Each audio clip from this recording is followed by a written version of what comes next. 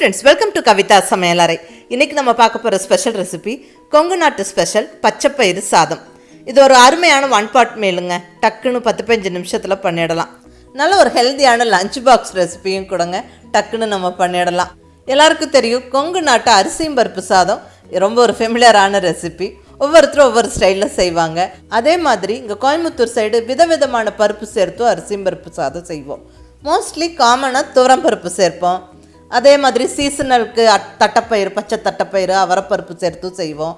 பச்சைப்பயிரும் சேர்த்து செய்வோம். இதெல்லாம் ரொம்ப நல்லாயிருக்குங்க. ஒவ்வொன்றும் ஒவ்வொரு யூனிக் டேஸ்ட்டோடு இருக்கும். அதுலேயும் இந்த பச்சைப்பயிறு சாதம் ரொம்ப ஒரு ஸ்பெஷல் டேஸ்ட்டோடு இருக்கும். நல்ல சுட சுட பச்சைப்பயிறு சாதம் போட்டு அதில் நெய்யை விட்டு சாப்பிட்டா ரொம்ப ரொம்ப நல்லாயிருக்கும். கூடவே நல்ல பொரியலும் இருந்தால் ஆஹா ஒரு அருமையான மீலாக இருக்குங்க. நான் இன்றைக்கி இந்த பச்சைப்பயிறு சாதத்தோட நல்ல ஒரு வாழைத்தண்டு பொரியலும் முட்டை பொரியலும் பண்ணியிருந்தேன். ரொம்ப நல்லா இருந்தது. இது ஒரு சஜஷனாக இன்க்ளூட் பண்ணிக்கிறேன். நீங்கள் எந்த பொரியல் வேணாலும் செய்யலாம். மிஸ் பண்ணாமல் இந்த பச்சைப்பயிறு சாதம் இந்த ஸ்டைலில் செஞ்சு பாருங்கள். ரொம்ப ரொம்ப நல்லாயிருக்கும். இப்போ வாங்க ரெசிபி எப்படின்னு பார்க்கலாம். ஃபஸ்ட்டு ஸ்டெப்பாக நம்ம ரைஸ் அளந்து எடுத்துகிட்டு கழுவி ஊற வச்சிடலாம். நான் இங்கே ஒரு பெரிய டம்ளர் அளவுக்கு பார்பாயில்டு பொன்னி ரைஸ் எடுத்துருக்கிறேன். வீட்டில் ரெகுலராக சாதம் வைக்கிறதுக்கு யூஸ் பண்ணுற ரைஸ் எடுத்துக்கோங்க. இதை நல்லா ஒரு 2-3 வாட்டி கழுவிடலாம். நல்லா கழுவிட்டு நல்ல தண்ணி விட்டு ஊற வச்சிடலாங்க. நல்ல ஒரு 15-20 நிமிஷம் ரைஸ் ஊறட்டும். அதுக்குள்ளே நம்ம மற்றதெல்லாம் ரெடி பண்ணிடலாம். அடுத்தது இங்கே பச்சைப்பயிறு எடுத்துருக்கிறேன். இது கிட்டத்தட்ட ஒரு 150 கிராம் இருக்குங்க. நான் இன்றைக்கி முளைவிட்ட பச்சைப்பயிறு ஸ்ப்ரவுட்டட் கிரீன்கிராம் எடுத்துருக்கிறேன். இது ரொம்ப சத்தானது. எல்லாருக்கும் தெரியும் பச்சைப்பயிரில் நல்ல ப்ரோட்டீன் சத்தும் நல்ல நார்ச்சத்தும் இருக்குது. அது உடலுக்கு ரொம்ப ரொம்ப அவசியம். பச்சைப்பயிறு அடிக்கடி நம்ம உணவில் எடுத்துக்கிறது ரொம்ப நல்லது. அதுவும் இந்த மாதிரி ஸ்ப்ரவுட்ஸாக இருந்தால் இன்னுமே நல்லது. பட் இந்த ரெசிபிக்கு ஸ்ப்ரவுட்ஸ் தான் சேர்க்கணும்னு கம்பல்சரி கிடையாதுங்க. ஸ்ப்ரவுட்ஸாக இருந்தால் நல்லது. இல்லைனா நீங்கள் ஊறின பச்சைப்பயிறு சேர்த்துக்கலாம். சப்போஸ் ஊற வைக்காட்டியும் பிரச்சனை இல்லை. பச்சைப்பயிறு நல்லா ட்ரை ரோஸ்ட் பண்ணிவிட்டு நம்ம ரைஸோடவே சேர்த்து வேக வச்சலாம். அது பர்ஃபெக்டாக வெந்துடும். அந்த ரெசிபி ஆல்ரெடி நான் அப்லோட் பண்ணியிருக்கிறேன். உங்களுக்கு கீழே டிஸ்கிரிப்ஷனில் லிங்க் கொடுக்குறேன். இந்த பச்சைப்பயிறு சாதம் ஒரு சின்ன டிஃப்ரென்ஸோடு இருக்குங்க. அதாவது இங்கே ஸ்ப்ரவுட்ஸ் யூஸ் பண்ணுறோம். அதே மாதிரி ஒரு ஃப்ரெஷ்ஷான மசாலாவும் யூஸ் பண்ணி பச்சைப்பயிறு சாதம் பண்ணுறோம். இப்போ அடுத்த ஸ்டெப்பாக நம்ம மசாலாவை ரெடி பண்ணிடலாங்க. இங்கே மிக்ஸி ஜாரில் ஒரு 1/2 டீஸ்பூன் அளவுக்கு வர கொத்தமல்லி சேர்த்துக்கிறேன். கூடவே 1/2 டீஸ்பூன் சீரகம், அடுத்ததாக ஒரு 1/2 டீஸ்பூன் அளவுக்கு சோம்பு, 1/2 டீஸ்பூன் மிளகு. இப்போ இந்த ட்ரை ஸ்பைசஸை மிக்சியில் சேர்த்து ஒரு சுற்று ஓட்டி எடுத்துடலாம். இப்போ இதில் ஒரு பச்சை மிளகா, கூடவே ஒரு 6 பல் பூண்டு சேர்த்துக்கிறேங்க. இங்கே பூண்டு கொஞ்சம் பெரிய பெரிய சைஸாக இருக்குது. நான் இந்தளவுக்கு சேர்த்துக்கிறேன். இப்படி ஓரளவுக்கு கொஞ்சம் பருப்பருன்னு அரைச்சிக்கோங்க. ரொம்ப ஃபைன் பேஸ்ட் ஆக்க வேண்டாம். இப்போ சாதம் தாளிச்சிடலாம். இங்கே ஸ்டவ்வில் குக்கர் வச்சாச்சு. குக்கர் சூடானதுக்கப்புறம் 2 டேபிள் ஸ்பூன் அளவுக்கு தேங்காய் எண்ணெய் சேர்த்துக்கிறேன். தேங்காய் எண்ணெய் சேர்க்கும்போது டேஸ்ட் ரொம்ப நல்லாயிருக்கும். பட் தேங்காய் எண்ணெய் தான் சேர்க்கணும்னு கம்பல்சரி கிடையாது. நீங்கள் எந்த எண்ணெய் வேணாலும் சேர்க்கலாம். எண்ணெய் சூடானதுக்கப்புறம் 1 டீஸ்பூன் கடுகு உளுந்தம் பருப்பு போட்டு நல்லா பொரிய விட்டுட்டு அடுத்ததாக ஒரு 2 கொத்து கருவேப்பிலையை போட்டு விட்டுடலாம். கூடவே நல்ல சின்ன வெங்காயம் ஒரு 15-20 சின்ன வெங்காயத்தை சின்ன சின்ன பீசஸாக கட் பண்ணி சேர்த்துக்கிறேன். இதெல்லாம் நல்லா வதக்கி விட்டுருவோம். இந்த வெங்காயம் கொஞ்சம் கலர் மாறுற வரைக்கும் வதங்கட்டும்.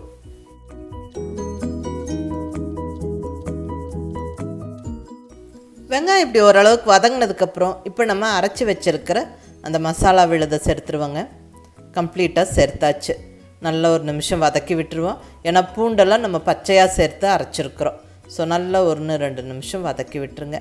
இப்போ இதில் ஒரு 4-5 காஞ்ச வரமிளகா சேர்த்துக்கலாம். இங்கே அரைக்கும் போது ஒரு பச்சை மிளகா சேர்த்துருக்கிறேன். தாளிப்புக்கு 4-5 வரமிளகா சேர்க்கிறேன்.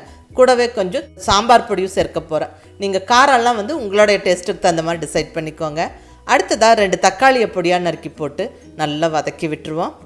தக்காளி ஈஸியாக மசிஞ்சு வெந்து வர்றதுக்கு நம்ம இந்த ஸ்டேஜில் உப்பு மஞ்சள் தூள் போட்டு விட்டுடலாம். இங்கே 1/2 டீஸ்பூன் உப்பும் 1/4 டீஸ்பூன் மஞ்சள் பொடியும் சேர்த்து நல்லா வதக்கி விட்டுறேன். ஒரு 2-3 நிமிஷத்தில் தக்காளி நல்லா மசிஞ்சு வெந்து சாஃப்டாகிடும்.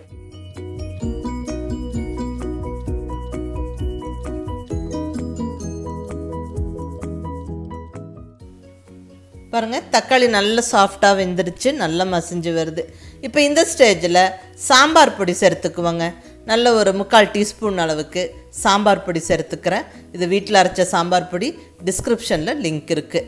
நல்ல ஒரு வாட்டி கலந்து விட்டுருவோம்.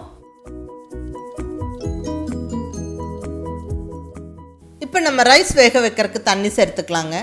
எந்த கப்பால் ரைஸ் அளந்துக்கிட்டோமோ அதே கப்பில் இங்கே நான் ஒரு 2.5 கப் அளவுக்கு தண்ணி சேர்த்துக்கிறேன். பச்சைப்பயிரும் சேர்த்து போட போகிறோம். ஸோ 2.5 கப் அளவுக்கு தண்ணி சேர்த்தாச்சு. தண்ணி நல்லா கொதிச்சதுக்கப்புறம் இப்போ கழுவி ஊற வச்சுருக்கிற ரைஸை கம்ப்ளீட்டாக சேர்த்துருவோம்.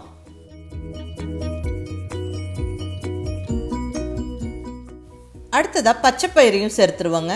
நான் இங்கே முளைவிட்ட பச்சைப்பயிறு சேர்த்துக்கிறேன். நீங்கள் ஊறின பச்சைப்பயிரும் சேர்த்துக்கலாம். அது உங்கள் விருப்பம். முளைவிட்ட பச்சைப்பயிறு ரொம்ப நல்லது. கம்ப்ளீட்டாக பச்சைப்பயிரையும் சேர்த்தாச்சு. நல்லா ஒரு வாட்டி கலந்து விட்டுருவோம். இப்போ உப்பு செக் பண்ணிவிட்டு தேவையான அளவு உப்பு சேர்த்துக்கோங்க. தக்காளி வதக்கும் போது உப்பு போட்டிருக்குறோம், அதையும் ஞாபகம் வச்சுட்டு மீதி உப்பை சேர்த்துக்கோங்க. நல்ல ஒரு வாட்டி எல்லாம் கலந்து விட்டுட்டு ஒரு கைப்பிடி பொடியான இருக்குன்னு கொத்தமல்லி இலையை போட்டு விட்டுருவோம். நல்ல வாசனையாக இருக்கும், நல்ல டேஸ்ட்டாக இருக்கும் கொத்தமல்லி இலை நிறையா போட்டால். அவ்வளோதான். எல்லாம் நல்லா ஒரு வாட்டி கலந்து விட்டுட்டு இப்போ நம்ம குக்கரை மூடியை போட்டு வெயிட் வச்சு விட்டு ஒரு 3 விசிலுக்கு வேக வச்சு எடுத்துருவோம். ஸ்டவ்வை கண்டிப்பாக மீடியம் ஃப்ளேமில் வச்சுக்கணும். நல்ல 3 விசில் அந்த ஸ்டீம் ப்ரெஷர்லாம் போனதுக்கப்புறம் இப்போ நான் குக்கர் ஓப்பன் பண்ணுறேன். வாவ், கமகமன்னு வாசனையோட ஒரு அருமையான பச்சைப்பயிறு சாதம் ஜம்முன்னு ரெடி ஆயிடுச்சுங்க. நல்ல ஒரு கொங்கு நாட்டு ஸ்பெஷல் ரெசிபி இது. ஒரு அருமையான டேஸ்ட்டோடு இருக்கும். மிஸ் பண்ணாமல் ட்ரை பண்ணி பாருங்கள். பச்சைப்பயிறு நம்ம அடிக்கடி உணவில் எடுத்துக்கிறது ரொம்ப ரொம்ப நல்லதுங்க. இந்த மாதிரி பச்சைப்பயிறு சாதமெல்லாம் செஞ்சால் ரொம்ப எல்லோரும் விரும்பி சாப்பிடுவாங்க.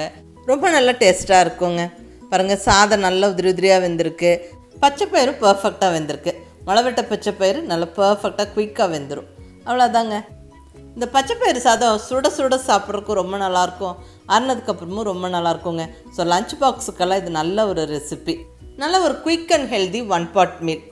நல்ல சுட சுட சாதம் பரிமாறி சாப்பிட்றதுக்கு ரொம்ப நல்லாயிருக்கும். அதுலேயும் மேலே கொஞ்சமாக நெய்யை விட்டு கலந்து சாப்பிட்டா அட்டகாசமாக இருக்குங்க. இந்த பச்சைப்பயிறு சாதத்தோட நல்ல ஒரு பொரியலெல்லாம் கம்பைன் பண்ணி சாப்பிடும்போது ரொம்ப நல்லாயிருக்கும். நல்ல ஒரு ஹோல்சம் மீலாக இருக்கும். நான் இன்றைக்கி பச்சைப்பயிறு சாதத்தோட நல்ல ஒரு வாழைத்தண்டு பொரியலும் முட்டை பொரியலும் எங்கள் வீட்டில் செஞ்சேன். ரொம்ப நல்லா இருந்தது. நீங்கள் எந்த பொரியல் வேணாலும் பண்ணலாம். இங்கே ஒரு சஜஷனாக இதை இன்க்ளூட் பண்ணிக்கிறேன். மிஸ் பண்ணாமல் இந்த பச்சைப்பயிறு சாதம் இந்த மாதிரி செஞ்சு பாருங்கள். ரொம்ப ரொம்ப நல்லாயிருக்கும். ரொம்ப ஒரு சத்தான உணவாகவும் இருக்கும். நம்ம குயிக்காகவும் பண்ணிடலாம். கண்டிப்பாக எல்லாருமே விரும்பி சாப்பிடுவாங்க. பாராட்டு நிச்சயம். மிஸ் பண்ணாமல் இந்த பச்சைப்பயிறு சாதம் ரெசிபியை செஞ்சு பார்த்துட்டு எப்படி இருந்ததுன்னு உங்கள் ஃபீட்பேக் சொல்லுங்கள். பிடிச்சிருந்தால் லைக் பண்ணி ஷேர் பண்ணி கமெண்ட் பண்ணுங்கள். கவிதா சமையலறை சப்ஸ்கிரைப் பண்ணி என்னுடைய மற்ற ரெசிபிஸும் வீடியோஸும் பாருங்கள். தேங்க்யூ.